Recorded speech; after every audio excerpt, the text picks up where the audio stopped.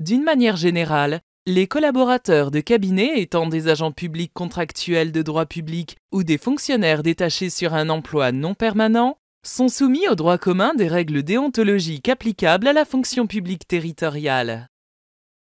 Toutefois, une règle leur est spécialement réservée. D'autres, applicables à certains emplois fonctionnels de directeur, leur sont applicables selon la taille démographique de la collectivité ou l'importance de l'établissement qui les emploie. Il s'agit d'obligations déclaratives. Alors que la législation interdit le cumul d'un mandat de parlementaire avec celui d'un exécutif territorial, les collaborateurs de cabinet des autorités territoriales peuvent être autorisés à exercer, au titre d'une activité accessoire, les fonctions de collaborateur d'un député, d'un sénateur ou d'un représentant au Parlement européen.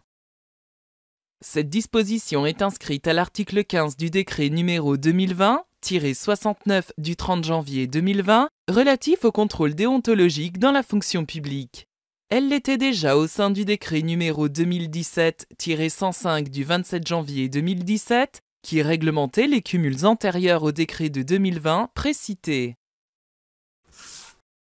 Dans les 2 mois qui suivent leur nomination, les collaborateurs de cabinet doivent adresser à la Haute Autorité pour la transparence de la vie publique, loi numéro 2013-907 du 11 octobre 2013 relative à la transparence de la vie publique, articles 11 et 4 par renvoi, une déclaration de situation patrimoniale, une déclaration d'intérêt. La déclaration d'intérêt doit être également adressée à l'autorité hiérarchique.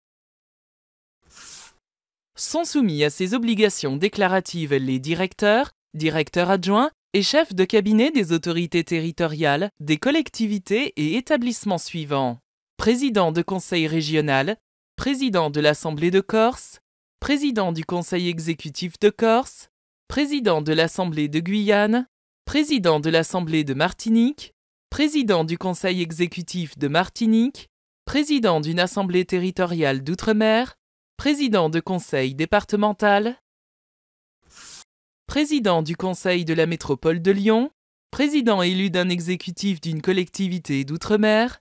maire d'une commune de plus de 20 000 habitants, président élu d'un EPCI à fiscalité propre dont la population excède 20 000 habitants ou dont le montant des recettes totales de fonctionnement figurant au dernier compte administratif est supérieur à 5 millions d'euros, et président des autres EPCI dont le montant des recettes totales de fonctionnement figurant au dernier compte administratif est supérieur à 5 millions d'euros.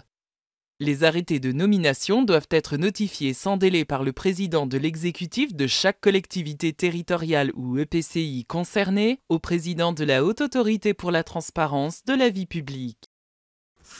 Le contenu de ces déclarations est précisé à l'article 4 de la loi du 11 octobre 2013, précité par le décret numéro 2013-1212 du 23 décembre 2013, relatif aux déclarations de situation patrimoniale et déclarations d'intérêt adressées à la Haute Autorité pour la transparence de la vie publique.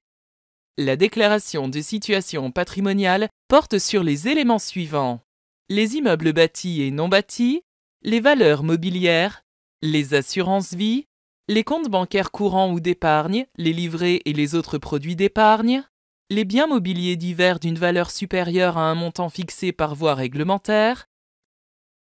les véhicules terrestres à moteur, bateaux et avions, les fonds de commerce ou clientèle et les charges et offices, les biens mobiliers, immobiliers et les comptes détenus à l'étranger, les autres biens, le passif.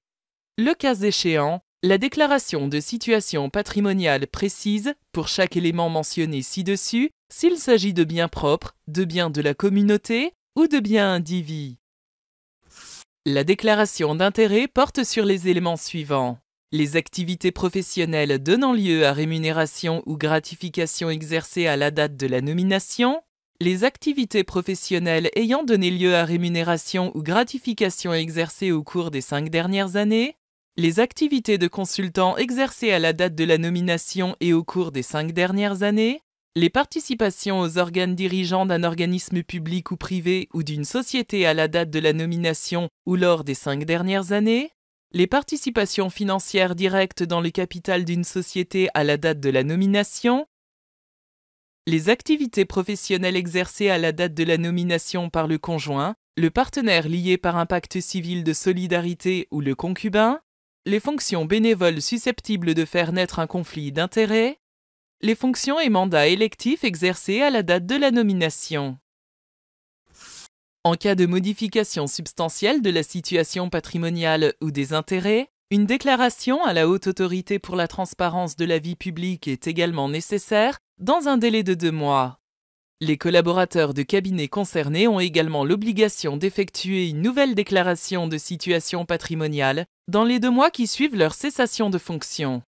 Toutefois, lorsqu'une déclaration de situation patrimoniale a été effectuée depuis moins d'1 an, seule la récapitulation de l'ensemble des revenus perçus et la présentation des éléments ayant modifié la composition du patrimoine sont transmises à la Haute Autorité pour la transparence de la vie publique. L'autorité territoriale est informée, le cas échéant, du manquement à l'obligation de déclaration. Le collaborateur de cabinet concerné est passible de sanctions pénales s'il ne dépose pas une des déclarations, omet de déclarer une partie substantielle de son patrimoine ou de ses intérêts, fournit une évaluation mensongère de son patrimoine, ne défère pas aux injonctions de la Haute Autorité pour la transparence de la vie publique, ne communique pas les informations et pièces utiles à l'exercice de la mission de la Haute Autorité pour la transparence de la vie publique,